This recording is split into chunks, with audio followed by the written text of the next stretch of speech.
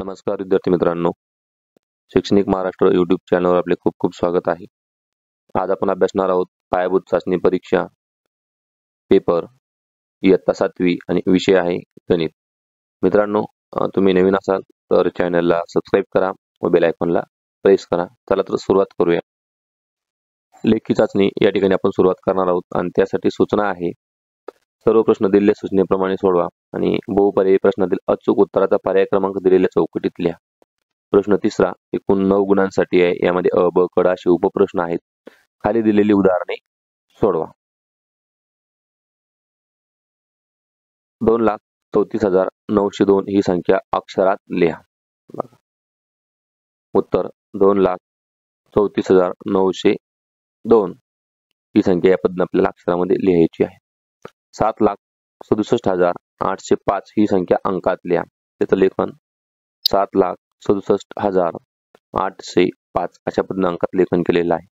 आणि क संख्या विस्तारित रूपात लिहा. म्हणजे या संख्यांच्या स्थानिक किमतींची बेरीज आपल्याला या ठिकाणी मान्य करायची आहे. बघा अशा पद्धतीने 8,00,000, 20,000, 9,000, 600, 0 आणि 3. मित्रांनो, व्हिडिओ आवडल्यास लाईक करा, नवीन असाल तर चॅनलला सबस्क्राईब करा व बेल आयकॉनला प्रेस करा. प्रश्न ड, बेरीज करा, वजाबाकी करा, गुणाकार आणि भागाकार करा असे मूलभूत क्रियावरती प्रश्न आहेत. बघा, बेरीज या पद्धतीने आपण या ठिकाणी करणार आहोत. 9,280 या संख्यांची बेरीज येते.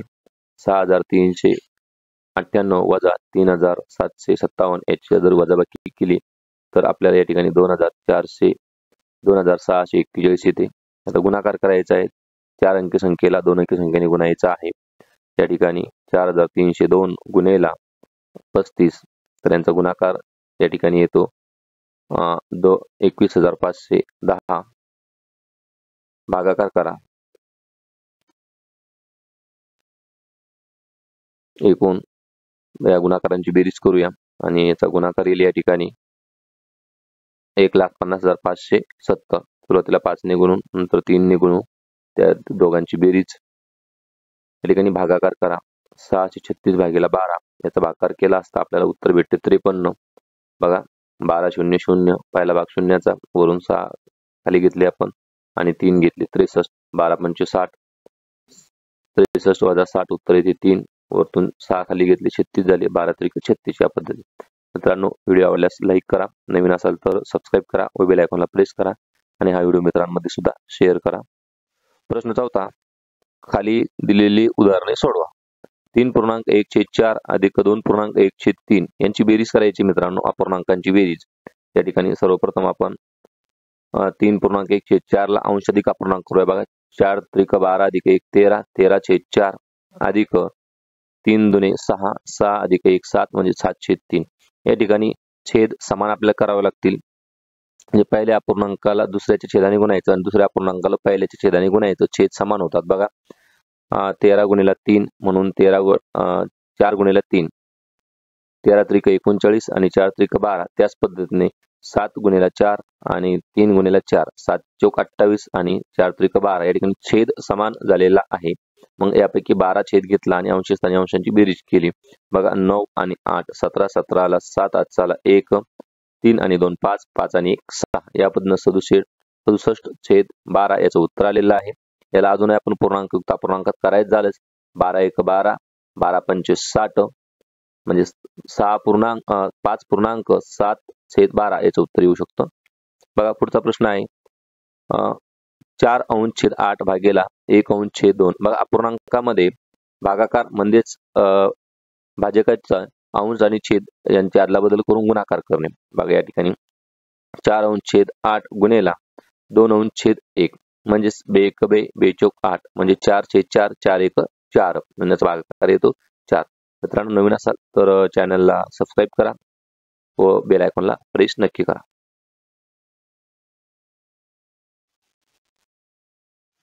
बघा, पुढचा प्रश्न आहे शाब्दिक उदाहरण आहे ते 2 गुणांसाठी. पेट्रोलचा दर प्रति लिटर 98.50 रुपये आहे. स्कूटरमध्ये 2.5 लिटर पेट्रोल भरण्यास किती रुपये द्यावे लागतील? अतिशय सोपं उदाहरण आहे. पेट्रोलचा दर गुणेला पेट्रोलची संख्या म्हणजे पेट्रोल किती लिटर घ्यायचं ते म्हणजेच 50 गुणेला 2.5 यांचा गुणाकार करूया. यांचा गुणाकार येतो मित्रांनो 98.50 गुणेला 2.5 यांचा गुणाकार मान्य करून गुणाकार केल्यास उत्तर येतं 246.250. म्हणजे पेट्रोल भरण्यासाठी 246.250 रुपये द्यावे लागतील. मित्रांनो, नवीन असाल तर चॅनलला नक्की सबस्क्राईब करा व बेल आयकॉनला प्रेस करायला विसरू नका. जॉन 96.3 किलोमीटर वेगाने कारने प्रवास करत होता. रस्त्यावर कारच्या वेगाची मर्यादा 55 किलोमीटर ठेवावी अशी सूचना होती, तर त्याच्या गाडीचा वेग कितीने जास्त होता? याचं उत्तर काढताना जॉनच्या गाडीचा वेग भागे वजा मर्यादा आपल्याला करावं लागणार आहे. कारच्या वेगाची मर्यादा यांची वजाबाकी केल्यास आपल्याला उत्तर भेटतं 41.3. म्हणजे जॉनच्या कारचा वेग हा 41.3 किलोमीटरने जास्त होता.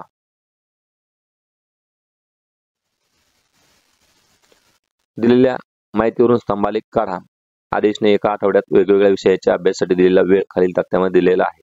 त्याचा तपशील दाखवणारा स्तंभालेख काढा. बघा, विषय आणि वेळ: विज्ञानासाठी 10 तास, इंग्रजीसाठी 8 तास आणि गणितासाठी 11 तास. यासाठी आपल्याला आलेख कागदावरती स्तंभालेख काढायचा आहे. बघा, या ठिकाणी वेळ वाय अक्षावरती आणि एक्स अक्षावरती विषय आणि प्रमाण घेतलं आपण 1 सेंटीमीटर बरोबर 2 तास.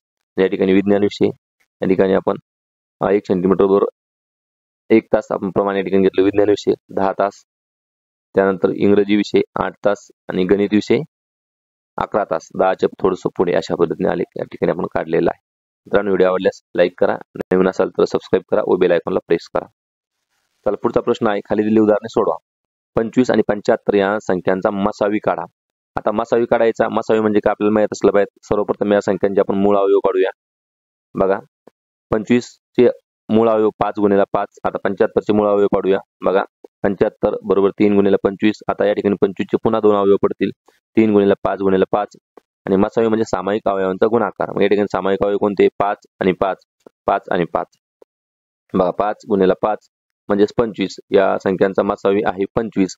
या ठिकाणी दुसरी ट्रिक म्हणून आपण वापरू शकतो की एक संख्या दुसरीच्या जर पटीत असेल तर लहान संख्या मसावी आणि मोठी संख्या लसावी असते. म्हणजे 25 हे 75 25च्या पटीत आहे, म्हणजे 25 यांचा मसावी आहे असं तोंडी उत्तर पण आपण सांगू शकतो. पण ही परीक्षेमध्ये आपल्याला अवयवपद्धतीने उत्तर अपेक्षित आहे, कारण 2 गुणांसाठी हा प्रश्न आहे.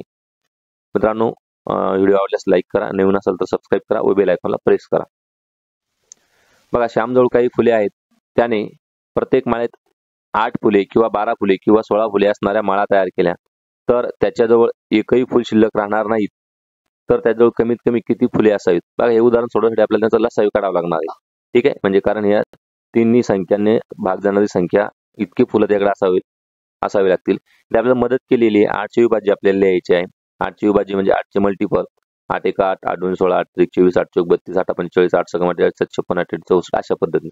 16चे विभाज्य आपल्याला लिहायचे आहे.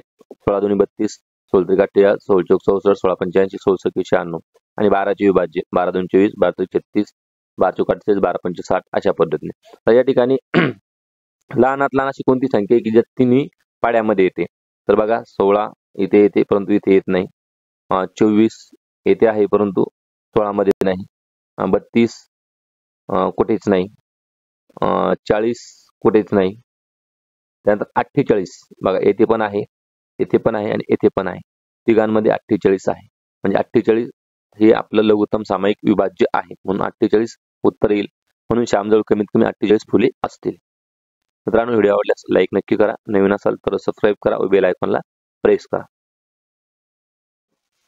बघा, पुढचा प्रश्न आहे, जयेशकडे काही रुपये होते. त्याच्या मित्राने 17 रुपये दिल्यावर त्याच्याकडे 40 रुपये झाले, तर जयेशकडे किती रुपये होते? एकदम सिंपल उदाहरण आहे. बघा, जयेशकडे x रुपये होते असे समजू. मग x अधिक 17 बरोबर 40, म्हणजे x बरोबर 40 वजा 17, उत्तर आलं 23. म्हणजे जयेशकडे 23 रुपये होते. बागेत काही झाडे आहेत, त्यापैकी 1/3 फुलझाडे आहेत. जर 45 फुलझाडे असतील तर बागेतील एकूण झाडांची संख्या किती? अगदी सिंपल आहे, थोडंसं समजून घेऊया. बघा, बागेतील एकूण झाडांची संख्या x मानू. मग x चे 1/3 बरोबर 45, कारण फुलझाडे किती आहेत? 45 आहेत. म्हणजे 1 चे 1/3 बरोबर 45, म्हणजे x भागीला 3 बरोबर 45. म्हणजे 3 या ठिकाणी भागाकारामध्ये पुढे गुणाकारात जाईल, म्हणजे x बरोबर 45 गुणिले 3 म्हणजे x बरोबर 135 म्हणजे बागेतील एकूण झाडांची संख्या 135 आहे. अशा पद्धतीने समीकरण मांडणी करून हे उदाहरण आपल्याला सोडवायचं आहे मित्रांनो. पुढे जाऊया. अरबाजचे 8 वर्षापूर्वीचे वय 12 वर्षे होते, तर त्याचे आजचे वय किती? एकदम सिंपल आहे बघा, तुम्ही सोडू शकतो.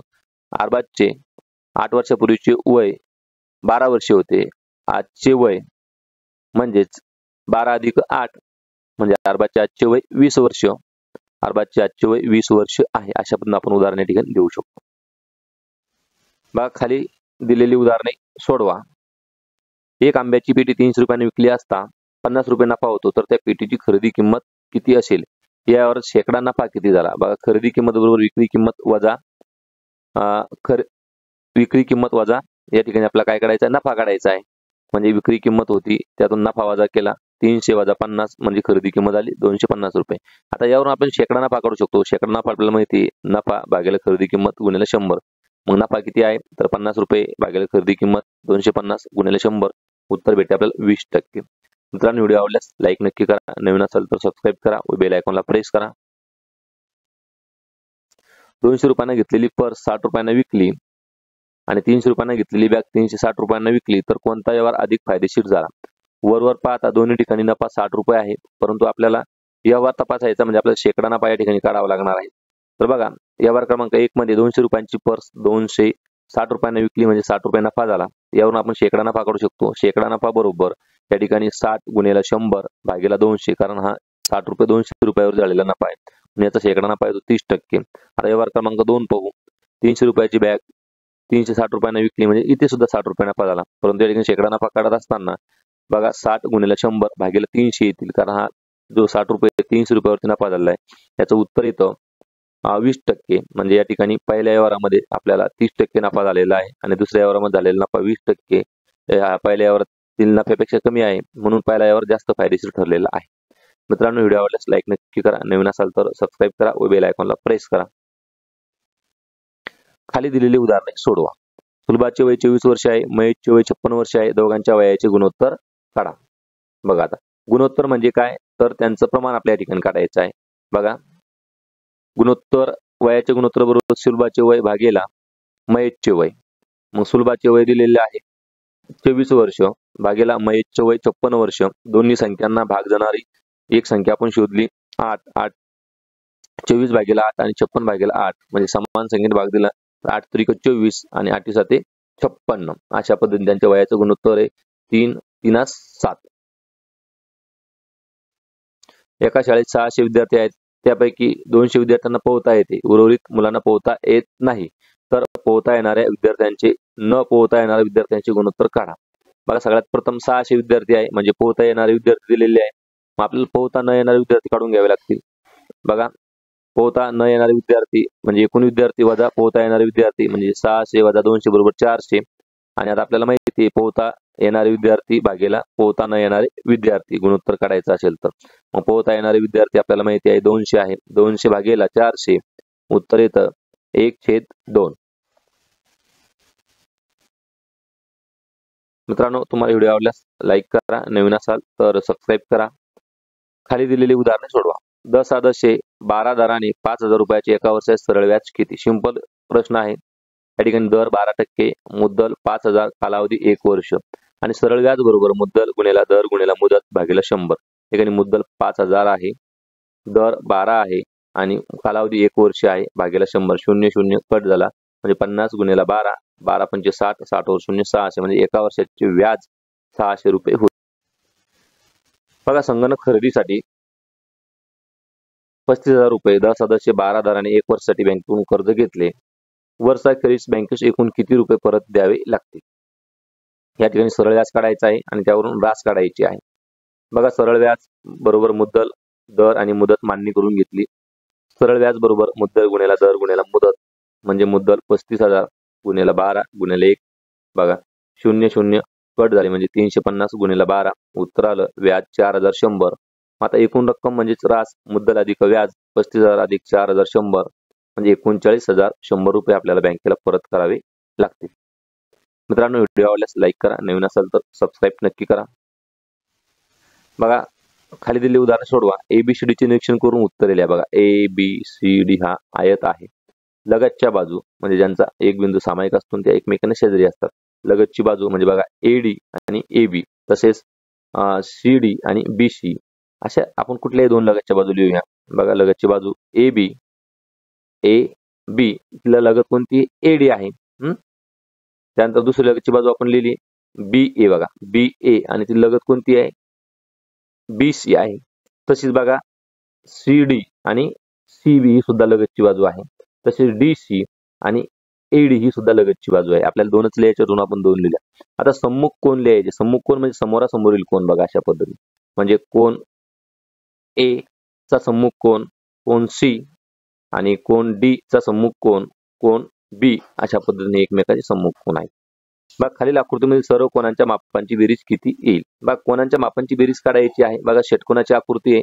आपल्याला माहिती आहे जितके कोण आहेत त्यातून 2 जर वजा केले आपण तर त्रिकोण भेटतात आणि त्याला गुणेला 180 करायचं. कारण आपल्याला माहिती त्रिकोणांच्या कोणांची बेरीज 180 अंश असते. याचं जर बघितलं आपण तर 1 2 3 4 सोपं करून दिले त्यांनी काय केलं रेषा मारल्यामुळे. 1 2 3 4 त्रिकोण आहेत. म्हणजे 4 त्रिकोण म्हणजे एका त्रिकोणाच्या कोणांच्या मापांची बेरीज 180 असते. म्हणून 180 गुणिले 4 म्हणजे 720 म्हणजे षटकोनाच्या कोणांच्या मापाची बेरीज 720 अंश इतकी होईल. मित्रांनो व्हिडिओ आवडल्यास लाईक नक्की करा, नवीन असाल सबस्क्राईब करा व आपल्या मित्रांमध्ये देखील हा व्हिडिओ शेअर करा. Thank you for watching. Subscribe for more video. आपण पुन्हा लवकरच भेटूया पुढील व्हिडिओमध्ये. थँक्यू.